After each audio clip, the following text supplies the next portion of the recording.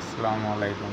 আসলে আমি যেটা বলতে চাই আপনাদের সাথে শেয়ার করতে চাই যে আসলে আমরা এখন 2024 সালের 5 তারিখে আমরা যে স্বাধীনতাটা আসলে আমরা দ্বিতীয় স্বাধীনতা সম্পর্কে সবাই স্বীকৃতি দিই।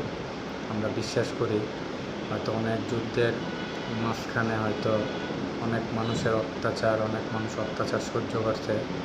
তার মাঝখান থেকে আমাদের যে স্বাধীনতাটা আসলে যে ছাত্র জনতা, সাধারণ খেটে খাওয়া মানুষ বিভিন্ন জায়গা থেকে আসলে বিভিন্ন শ্রেণীর লোক এই স্বৈরাচার সরকারকে বাংলাদেশ থেকে বিতাড়িত করার জন্য সবাই সক্ষম হয়েছে। আসলে এটা আমাদের যারা আমরা সুস্থ আছি, যারা আসলে জীবিত আছি আর যারা শহীদ হয়েছে, আসলে তাদের প্রতি আমাদের 1 মাসের পূর্তি যে অনুষ্ঠানটা গেছে, আসলে আমরাও সব জনতা, সব শ্রেণীর লোক আন্তরিক তাদের জন্যে দোয়া থাকবে। আল্লাহ তাদের যেন ব্যস্ত নসিব করে, আমিন।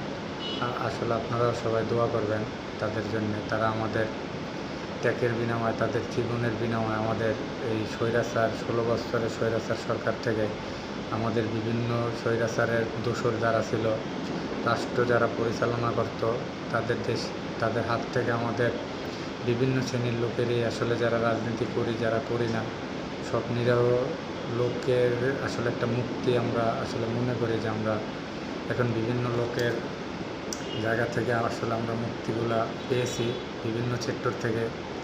যেমন সরকারি কাজ করতে গেলে আমরা সাধারণ যারা আছি তারা হয়তো সম্মান পাই না, আবার যারা পুলিশের কাছে একটা কাজের জন্য যাইতাম তখন সম্মান পাইতাম না, বা সে টাকা দিলেও সেভাবে কাজটা করতে না, হয়তো বিভিন্ন রকমের মানুষ হয়রানি হওয়া লাগতো।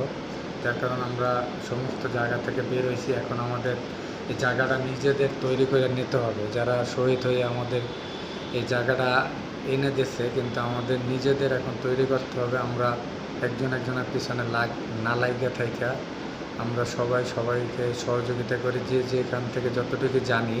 আসলে যারা অভিজ্ঞ লোক আছেন, যারা দেশ চালানোর জন্যে অনেক দক্ষ লোক আছেন, তারা আসলে চেষ্টা করবেন যে আসলে যারা পুরনো অভিজ্ঞ লোক আছে তাদের কথা শুনে আসলে আমার দেশটা খুব সুন্দরভাবে চলুক।